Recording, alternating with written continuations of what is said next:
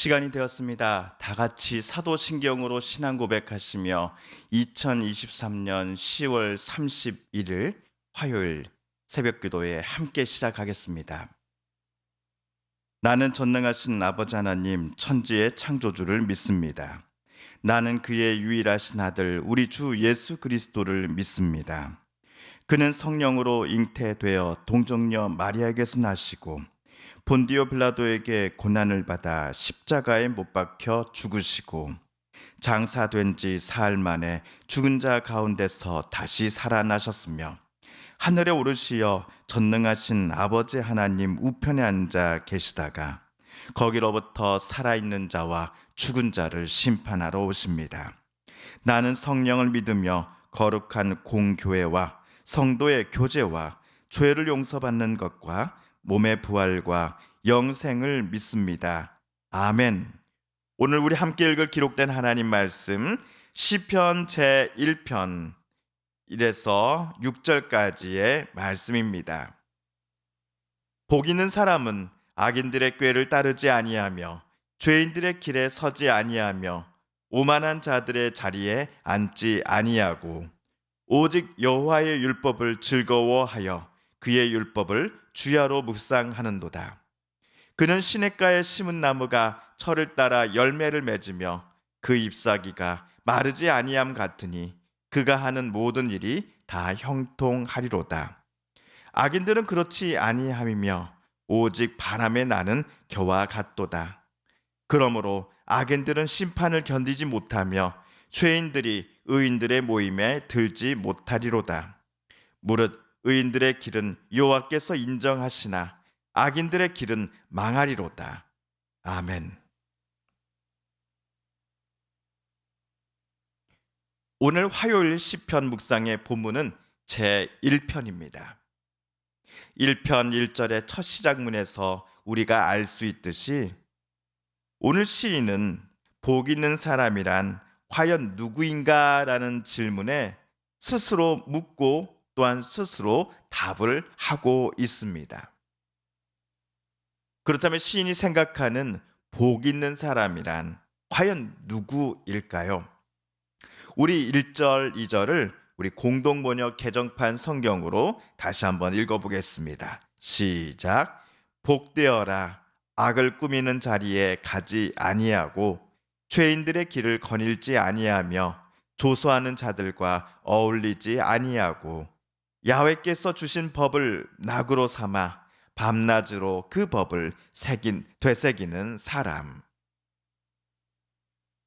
공동번역 개정판은 우리 한국의 개신교와 천주교에 소속된 신학자, 목회자, 신부 등이 함께 모여 히브리어 구약 성경을 또 신약 성경을 최근 한글 맞춤법에 맞춰서 번역한 성경입니다. 요즘 들어 저는 시편을 묵상할 때에 공동번역 개정판을 자주 참고하고 있습니다. 오늘 시편 1절에서 시인은 다음과 같은 일을 행하지 않는 사람이 복 있는 사람이다 라고 말하였습니다. 첫 번째, 악을 꾸미는 자리에 가지 아니하는 사람입니다. 이는 악한 일을 계획하는 사람들의 모임에 참석하지 않는다라는 의미이겠지요. 둘째로, 죄인들의 길을 거닐지 아니하는 사람입니다. 앞에서 꾸며놓은 온갖 악한 계획을 실행하는 데 있어서 내가 어떤 불이익이 있다 할지라도 그것에 나는 참여하지 않겠다라고 선언하는 것, 또 그렇게 행동하는 것의 의미일 것입니다. 더 나아가 그 악한 계획을 적극적으로 반대한다라는 것이 될 수도 있겠습니다. 그리고 세 번째, 시인이 말하는 복 있는 사람이란 오만한 자들의 자리에 앉지 아니하는 사람입니다. 우리말 오만한 또는 조소하는으로 번역된 히브리어 원래 단어는 예를 들어 자녀가 옳지 못한 일을 행하는 것을 부모가 보고서 얘야 그렇게 하면 안 된다라고 꾸짖고는 다음부터는 올바른 길로 행하도록 부모가 자녀를 타이르고 징계하려고 할 때에 정작 자녀가 부모의 이 사랑의 회초리와 질책을 거부하는 모습을 가리킬 때에 사용하는 단어입니다. 내가 무슨 잘못을 했습니까? 엄마 아빠를 할지라도 나에게 이래라 저래라 하지 마십시오. 내 인생은 내가 알아서 하겠습니다. 라고 말하는 자녀의 오만불손하고 교만한 모습을 가리킬 때에 우리말 오만한으로 번역된 이 히브리어 단어가 사용된다는 것이죠.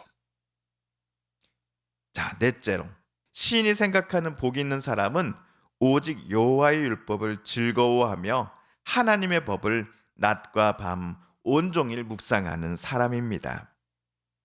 자, 앞에서 첫째, 둘째, 셋째의 경우는 뭐뭐 하지 않는 사람이 복이 있다였습니다. 반면 지금 네 번째의 경우에는 뭐뭐 하는 사람이 복이 있습니다. 라고 시인은 말하고 있습니다. 자, 여기까지 보시면서 시인이 생각하는 복 있는 사람 또는 행복한 사람은 어떤 사람인지에 대해 우리도 조금은 감이 오는 것 같습니다. 하나님 편에 설 것인가? 아니면 악한 일들을 도모하고 꾀하며 남들을 넘어뜨리려고 하는 사람들의 생각과 또 오만한 행동에 동참하는 쪽에 설 것인가에 따라 그 사람은 복 있는 사람인지 아닌지가 결정될 것입니다. 그렇다면 저와 여러분은 오늘 시인이 말하는 것처럼 하나님의 편에 늘 서 있어야 하겠습니다. 한편 시인은 복 있는 사람의 상황을 3절에서 다음과 같이 묘사하였습니다. 그에게 안 될 일이 무엇이랴? 시냇가에 심어진 나무 같아서 그 잎사귀가 시들지 아니하고 제 철 따라 열매 맺으리. 복 있는 사람은 언제나 열매를 맺는 사람이다라고 시인은 말합니다. 열매를 맺는 나무는 생명력을 가진 나무입니다. 죽은 나무는 열매를 맺을 수 없기 때문입니다. 그러므로 복 있는 사람이란 생명력을 가진 사람이다 라고 우리는 생각할 수 있습니다. 그렇다면 복 있는 사람이 유지하는 이 생명력의 근원은 어디서 나오는 것입니까? 혹시 자기 스스로 갖고 있는 것 중에 나오는 것입니까? 아닙니다. 아무리 살아있는 나무라고 할지라도 땅에 심겨지지 않고 물도 주지 않는다면 이 나무는 결국 죽고 말 것입니다. 하지만 오늘 본문 3절에서 복 있는 사람은으로 비유되는 나무가 늘 열매를 맺을 수 있는 이유로 시인은 이 나무가 시냇가에 심겨졌기 때문임을 언급했습니다. 이를 앞 1절, 2절에서 유추해 보자면 늘 하나님과 교제하며 하나님과 늘 동행하려고 하는 사람이 바로 시냇가에 심은 나무가 아닐까 싶습니다. 하나님의 뜻을 순종하며 하나님의 명령 또 하나님의 율법에 기쁨으로 순종하며 사는 사람이기에 그에게는 세상 어느 누구도 줄 수 없는 기쁨과 평화가 하나님으로부터 내려지게 될 것입니다. 온 세상 모든 만물의 창조주이신 하나님께서 그 사람의 보호자가 되어주시며 인도자요 구원자가 되어주실 것이기 때문입니다. 이에 반해 시인은 악한 사람에 관하여서는 4절, 5절에서 이렇게 말을 합니다. 사악한 사람은 그렇지 아니하니 바람에 까불리는 겨와도 같아. 야훼에서 심판하실 때에 머리조차 들지 못하고 죄인이라 의인들 모임에 끼지도 못할 것이다. 복 있는 사람, 즉 하나님께 온전히 의지하며 살아가는 사람은 하나님께서 단단히 그의 삶을 붙들어 주실 것입니다. 또한 그에게 하나님은 날마다 생명을 불어넣어 주실 것입니다. 반면 바람에 휘날리는 먼지처럼 악한 사람들의 삶은 이리저리 갈팡질팡하게 될 것입니다. 그들의 삶은 생명력을 날마다 회복하고 또한 다른 이들에게 받은 힘과 은혜를 나누는 복 있는 사람의 삶과는 거리가 멀 것입니다. 게다가 오늘 5절이 말하는 바가 이 세상 마지막 때를 가정하는 것으로 간주할 때에 이들 악인들은 여호와 하나님의 심판을 견디지 못하여서 결국 의인들이 모이는 자리에는 절대로 들어가지 못하게 될 것입니다. 왜냐하면 의인들의 길은 여호와께서 인정하십니다. 하지만 악인들의 길은 하나님께 인정받을 수 없기에 그들은 하나님의 무서운 그 심판대 앞에 차마 머리조차 들지 못하게 될 것이기 때문입니다. 그러므로 사랑하는 성도 여러분, 오늘 1편의 시인이 말하는 것처럼 복 있는 사람들이 걸어갔던 길을 저와 여러분도 늘 걸어가야 하겠습니다. 우리들의 생각과 말, 행동 모든 것들이 하나님의 뜻과 계획으로 아름답게 물들어지고 우리들의 삶이 주 예수님을 진정으로 닮아가며 성령의 인도하심에 기쁨으로 순종하는 오늘 하루 그리고 이번 한 주 우리들의 삶이 되기를 이 아침 오늘 말씀 앞에 함께 다짐하며 소망해 보십시다. 주님께서 가르쳐 주신 기도를 드리며 오늘 말씀 묵상을 모두 마칩니다.